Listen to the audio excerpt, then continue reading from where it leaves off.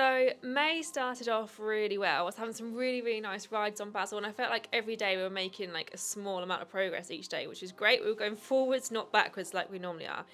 And then I had a lesson with my trainer, Matt Cox, and we were having a conversation about some little quirks that Basil has. He wasn't presenting them this particular week, but he's had in the past where he maybe kicks out of his belly on the first lap round, and just things like that. And Matt suggested that I should maybe get him scoped for ulcers just to rule that out or potentially see if he's got them. So that's exactly what we did. So I booked Basil in for a scope and took him down to the vets where he was there overnight because they have to starve them, make sure there's nothing in their belly so that when they do the scope and they have a look that the belly's empty and they can see if there are any ulcers. And the results came back that Basil does have ulcers. Now, ulcers can come from a variety of different things and it can be quite common. And it can come from horses that are food deprived, they're stable too much, their training's too hard when they go in, when they're travelled. All sorts of different things can cause ulcers. So we don't really know what has caused it, but obviously bear in mind when I bought Basil, he was really skinny and underweight. We don't really know what happened before that. He also came to me and it was in winter and he was stable quite a lot when I first got him. He's then moved yards, which again can be stressful for them. And also when I first got him, obviously I was taking him out quite a lot as well. So the combined impact of all of these things could have contributed towards that. But knowing that this is a situation, we're able to obviously fix it and then move forward. So we've just come back from the vets yesterday with Basil and we had him scoped for ulcers. Just because when we're riding, obviously he does a few quirky little things sometimes, and he's a really nice person, and I know that's not really him, and I just want to make sure that there's nothing else going on. So we've had him scoped for ulcers, and he does have ulcers. They said he's got it over an extensive area, and obviously we don't know how long he's had them for or what may have caused them, but hopefully with a course of 4-week treatment, we should be able to get him back on track and feeling good about himself. So yeah, we're starting some very expensive medication and hopefully it will clear them up and make a big improvement.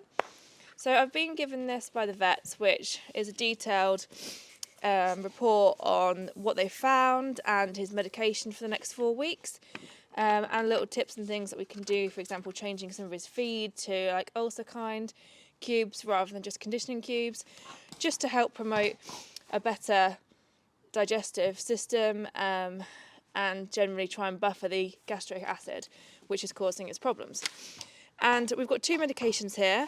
So I've got the Peptazole, which I have to give first thing in the morning, one of these tubes, which is a bit like a worming tube.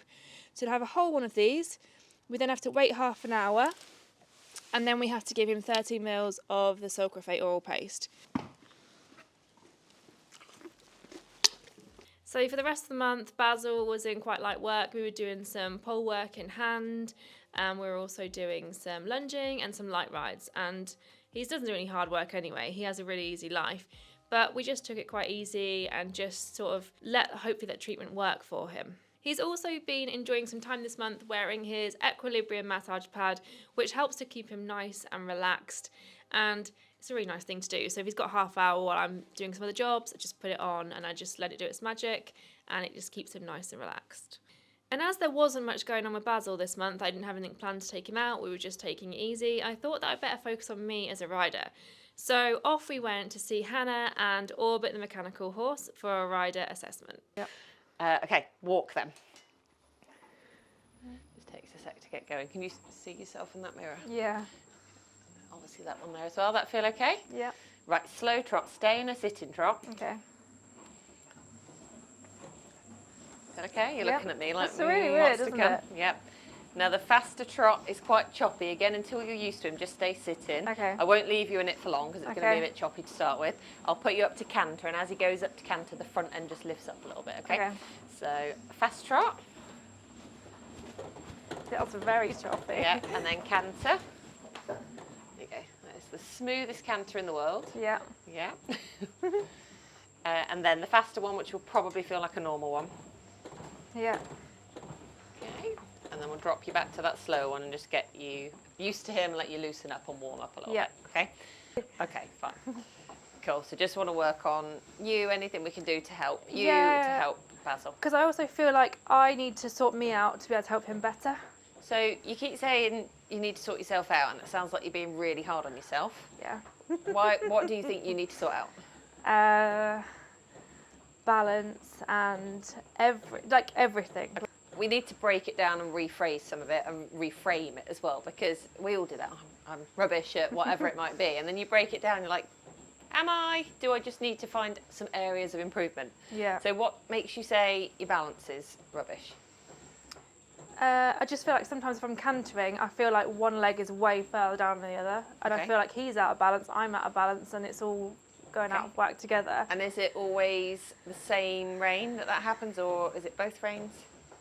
I would probably say I'd noticed it more going around this way. So the outside leg is like gone. Fine. And is it always the left leg that feels like it's gone on whichever rein it is, or is it always the outside leg? I'm trying to think now. Unless I just canter more on that way. So straight away, that's made you go, okay. So we need to find these patterns, because it's not that you have rubbish balance. Something is happening that's, whether it's you, whether it's Basil, probably a bit of both, but we need to kind of quantify that and look, where is the area we need to improve. Yeah. Okay. So with your head, you can keep hold of the reins, let go, it doesn't really matter. Just gently turn your head to the right and left. So the purpose of a warm-up is to prepare our body for exercise, whatever that might be. We're preventing injury. We're getting joints lubricated, blood flow around the body, but the ultimate aim is to prevent injury. So turning your head right and left, you're going to do that a lot when you're riding, aren't you? Whether if you're hacking, you're looking over your shoulder. If you're in the school, you're looking where you're going. Drop your head side to side now. Right, Frankenball time then. So there's all different shapes and sizes. Just thin some of these out.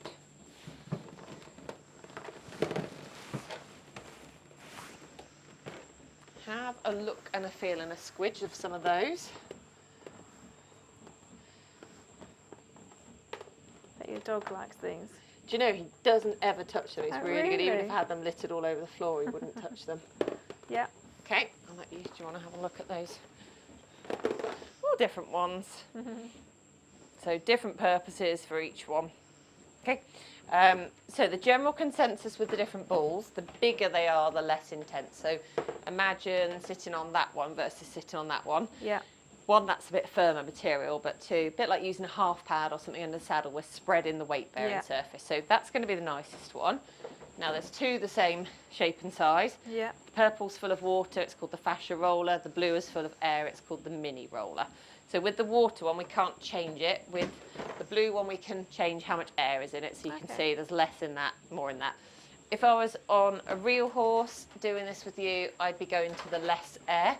But we know we're safe, we know the horse isn't going to do anything. You can relax a bit more, so we're going to go a bit more. I wouldn't say I ever used it more than kind of 2/3 full of air. Okay. Yeah. Once you're on it and you've got used to it, I'll explain what it's doing and why we're using it. Yeah. But I'll get you on it first. So it's going under your pelvis. Your pelvis is sitting that way around at the moment. It's going underneath the seat bones there, and I'll help you place it. Okay. Yep. So if you bring the horse down to a walk.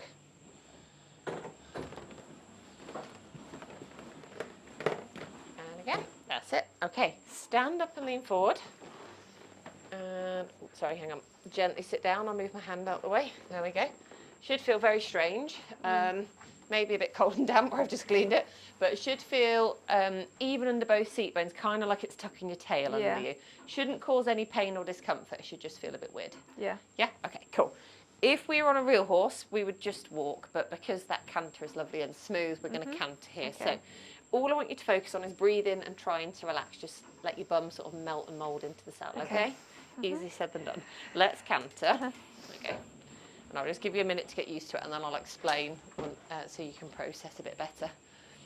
Yeah, it does feel weird. Yeah. After about a minute, you almost forget it's there, or you just kind of accept it feels okay.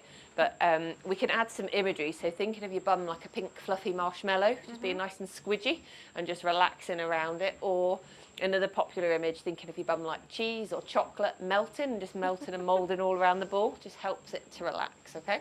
Yeah. So just keep breathing in through the nose, out through the mouth. Does that left foot feel a bit better? Yeah. Just looks a bit more relaxed. Yeah. I've not got as much tingling now. It literally was tingling, and I had this when I was riding as well. Okay. I think getting the stirrups a bit longer is going to help, but equally that's easier said than done. Again, if you can't get your leg in the correct position, that doesn't help, and if they're too long, you're reaching for the stirrups, but it's sort of getting the hips a bit more open. What I forgot to say earlier, actually, when we sort of said, right, we need to be constructive of how we're going to make changes, is we have to prioritise, because as horse riders, most of us have had a fair few falls and got a number of injuries and issues. So we prioritise. So we always start at the pelvis, that's our foundation. Then typically we'd work on the spine, then the shoulders, then the knees, then the feet as a sort of process. But usually by the time you're actually working on the feet, you've fixed it higher up. A lot of issues we see in the feet, or like say toes turning out, they typically come from the hip or sometimes the knee. So often we'll end up going and buying new stirrups that will make them turn in, but we're just going to add more pressure in the area that's not right. So pelvis is always our starting point. Okay, this feeling all right now? Yeah. So some people say it's almost like they're sat on a rolling pin. You're kind of rolling forwards and backwards. Some people would say rocking, but as it's rolling you forwards and backwards, it's giving you a massage. So it's mainly targeting kind of the key muscles in the seat, your glutes, so lower back and bum, and then your hamstring down the back of the thigh. Yeah. Giving them a bit of a massage and almost a bit of activation. Often our glutes don't fire enough, so it's sort of waking them up. Then it's mobilising the pelvis, so tilting it through forward and backwards. It's not necessarily a smooth tilt here, it's almost like you're going over a wave, isn't it? Or maybe round in a circle. Mobilising all the joints and the soft tissue within the pelvis as well. It's not one solid bone. And then the spine runs up through the back of the pelvis. If I show you on there again, particularly that lumbar region we mentioned, that's getting moving. So just generally mobilising everything. The other thing it's doing is stimulating proprioception. You heard of that word before? No? Physios use it a lot. Essentially connection between brain and body. So you're very aware of your bum right now, aren't you? Yeah. Yeah.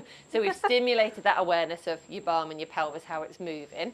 A bit like doing pole work with horses to get them thinking about where their feet are. That's their proprioception. So we're doing the same thing, making you a little bit more aware.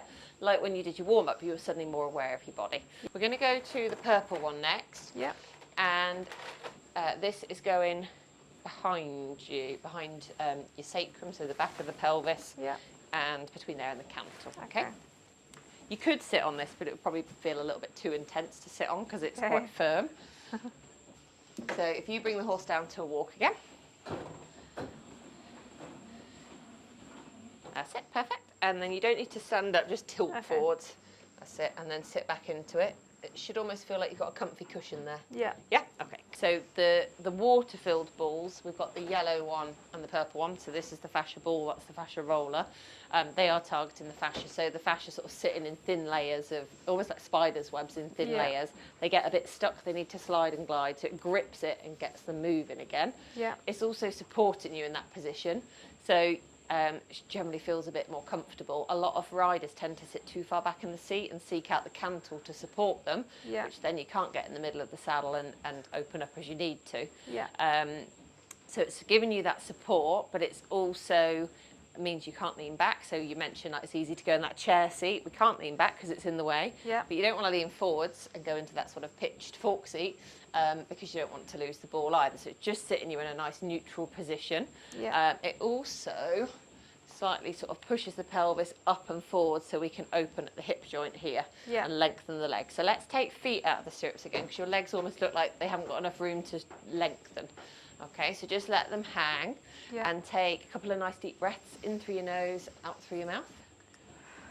That's it. And another one.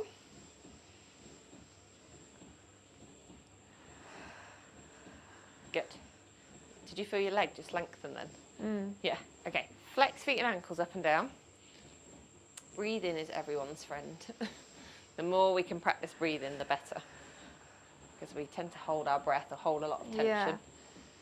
Good, which is why yoga and Pilates are really beneficial because there's a lot of breath work practice.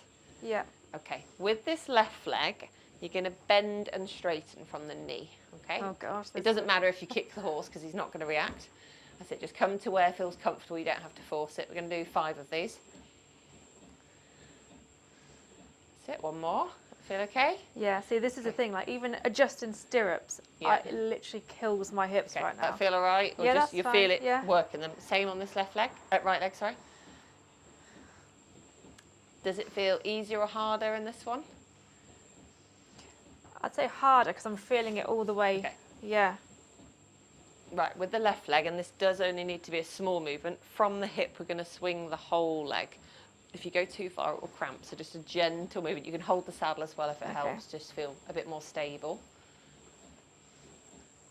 Feel okay? Yeah. It's going better than I expected it to. Yeah. Let that one relax and do the same on the right one.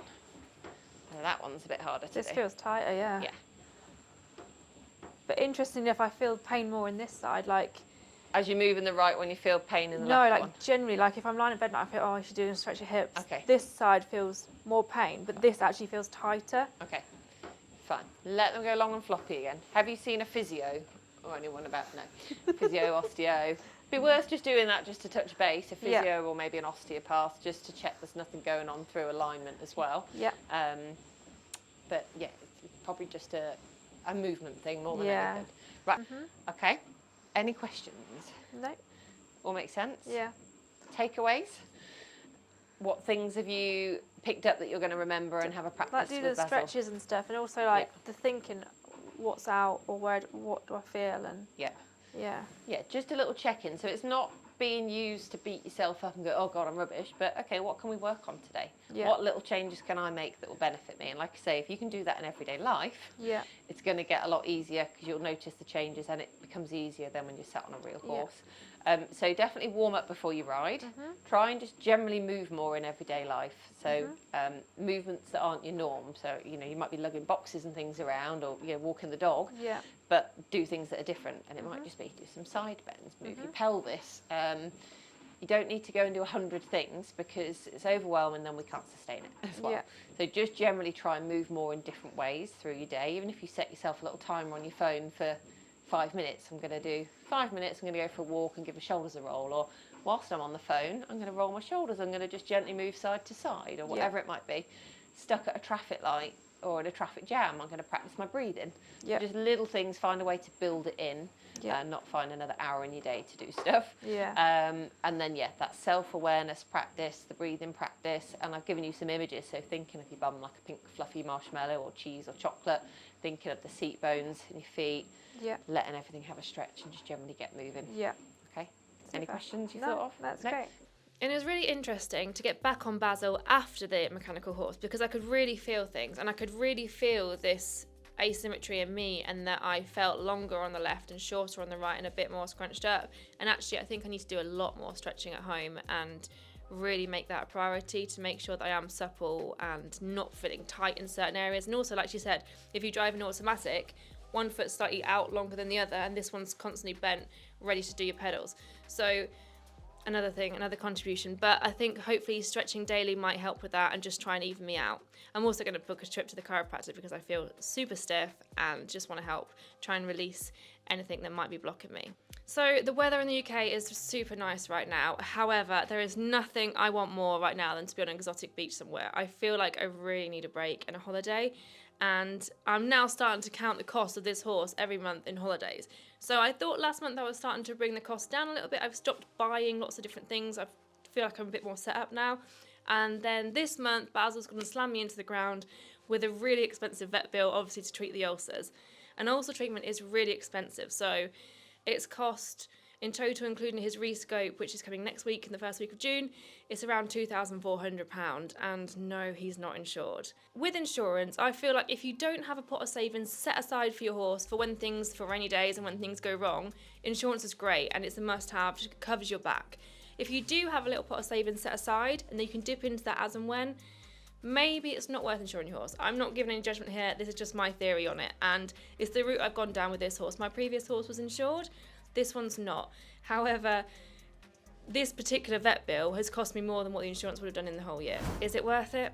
We'll see how it plays out. But anyway, costings for this month, your favourite part of the episode probably. Not great. Again, I was trying to keep it on track and it's just spiralled out of control. I'm going to try and bring this back down in June, but again, we've got a revisit from the vets next week. Fingers crossed everything's clear. But this month's total was... And finally, in June, again, I don't have a huge amount planned right now because, again, we're getting rescoped next week in the first week of June, and we're going to just see how it goes and we're going to take it from there. I would love to take Basil out to a show, although in the last month I said in hand's not for us. He's looking so well at the moment that I think I'm going to take him out. We're going to do an in-hand class, and if it goes well, I'm going to get on and maybe do a novice riding class with him and just see how we go. But for now, no more plans. Let's take it easy. Let's enjoy the sunshine.